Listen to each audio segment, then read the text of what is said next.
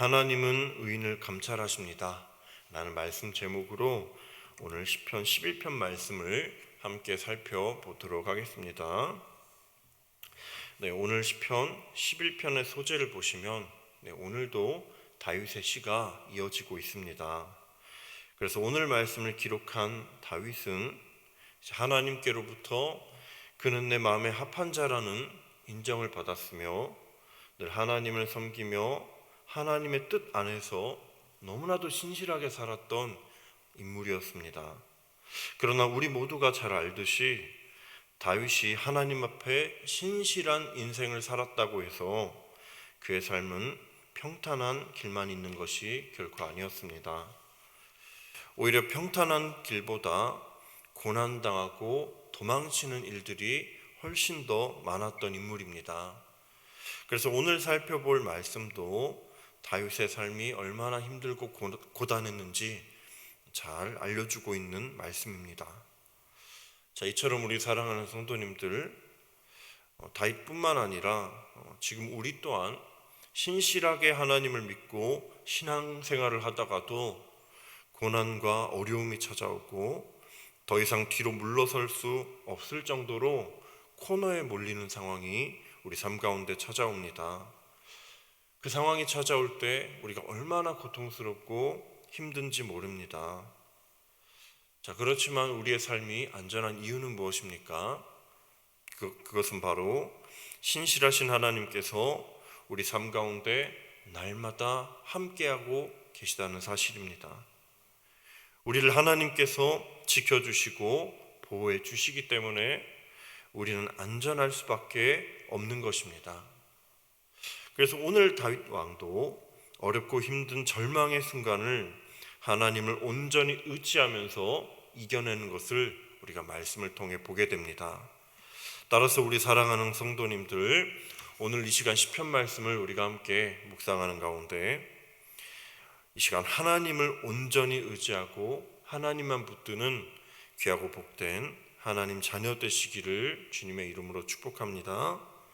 그래서 우리의 삶을 지키시고 보호하시는 하나님을 향한 믿음이 온전히 자라나기를 간절히 기도합니다. 그래서 오늘 말씀 우리가 함께 보시게 되면 오늘 다윗은 1절, 2절 말씀에 이런 고백을 하고 있습니다. 그래서 1, 2절 말씀 함께 낭독하도록 하겠습니다. 시작. 내가 여호와께 피하였거늘 너희가 내 영혼에게 새같이 내 산으로 도망하라 함은 어찌함인가. 악인이 활을 당기고 화살을 시에 먹이며 마음이 바른 자를 어두운 데서 쏘려 하는도다. 아멘.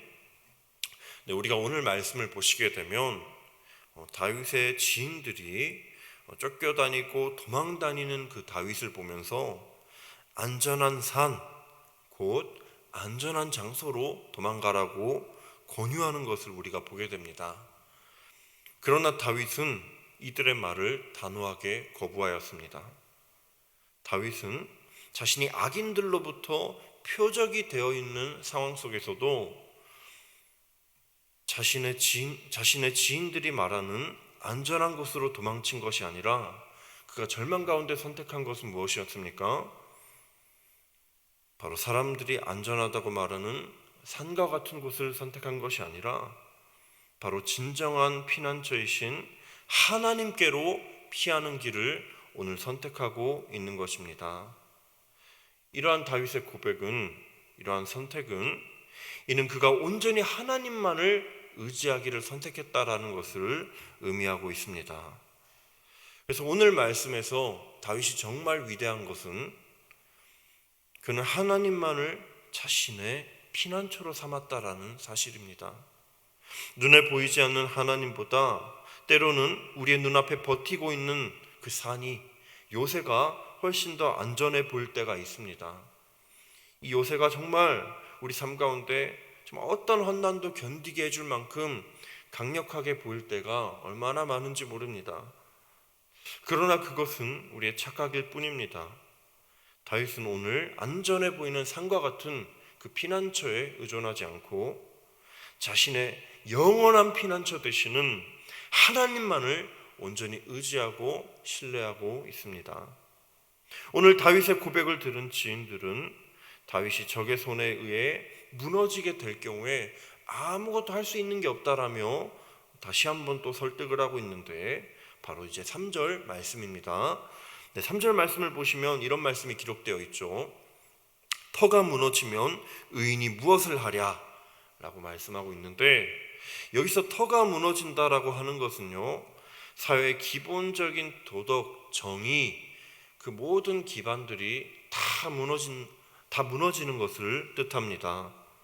즉 사회적 약자가 보호받지 못하고 악한 자들이 의로운 자를 공격하는 그런 안타까운 사회, 완전히 도덕과 정의가 무너진 그런 사회를 의미합니다. 한마디로 하나님께서 세우신 도덕, 공의, 그 모든 것이 완전히 무너진 사회를 뜻합니다. 그리고 여기서 의인은 다윗이 자기 자신을 가리키는 말입니다. 이처럼 그의 지인들은 지금 사회적 기초가 다 무너지고 도덕이 다 무너지고 정의가 무너진 이 세상에 다윗, 네가 아무것도 할 수 있는 게 없으니까 안전한 곳으로 도망가야 된다, 반드시 대피해야 된다 라고 권유하고 있는 것이죠. 그런데 오늘 다윗은 어떻게 반응하고 있습니까? 저 하늘 위에 계신 하나님께서 인생을 통촉하시고 의인을 감찰하신다라고 고백하고 있는 것입니다. 그래서 우리가 함께 4절 5절 말씀 한 번 더 낭독해 보도록 하겠습니다. 시작. 여호와께서는 그의 성전에 계시고 여호와의 보좌는 하늘에 있으며 그의 눈이 인생을 통촉하시고 그의 안목이 그들을 감찰하시도다. 여호와는 의인을 감찰하시고 악인과 폭력을 좋아하는 자를 마음에 미워하시도다. 아멘. 오늘 우리가 말씀을 보시게 되면요, 다윗은 하나님께서 모든 것을 다 초월하시고 의인들을 돌보시는 분이다라는 것을 너무나도 정확하게 알고 있었습니다. 그래서 각종 절망으로부터 극복할 수 있도록 인도해 주시고 도와주시는 분이 오직 하나님이 되신다라는 걸 이렇게 고백하고 있는 것입니다. 그래서 오늘 다윗은요, 5절 말씀에 먼저 그의 눈이 인생을 통촉하신다라고 4절 5절 말씀에 그렇게 고백을 하고 있습니다. 여기서 통촉하시고라는 것은요, 하나님께서 의인들을 돌보시고 깊이 헤아려 주시고 살펴주신다라는 뜻이 담겨 있습니다. 그리고 하나님의 안목이 인생들을 감찰하신다라고 고백하고 있는데, 여기서 이제 감찰하시도다에 해당하는 히브리어 바한이라는 단어가 있는데, 이 단어는 이제 분석하다라는 뜻이 담겨 있다라고 합니다. 그래서 한마디로 하나님께서는 한 인생의 그 인간됨, 의인됨을 아주 세밀하게 관찰하신다, 살펴보신다라는 그런 뜻이 담겨 있습니다. 특별히 5절 말씀에 특별히 의인을 감찰하시고 악인과 폭력을 좋아하는 자들은 미워하신다라고 그렇게 기록이 되어 있는데, 여기서 의인을 감찰하신다라고 하는 것은요, 이제 마치 금속을 불로 단련해서 시험하는 것과 마찬가지라 볼 수 있습니다.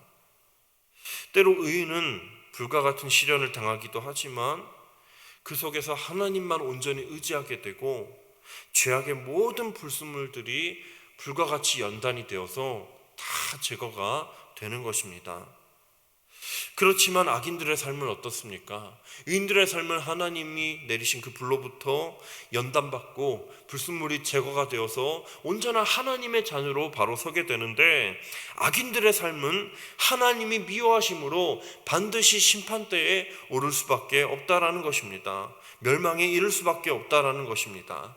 그래서 6절 7절 말씀은 악인과 의인의 대조되는 삶에 대해서 너무나도 분명하게 증거하고 있습니다. 그래서 함께 6절 7절 말씀을 낭독해 보도록 하겠습니다. 시작.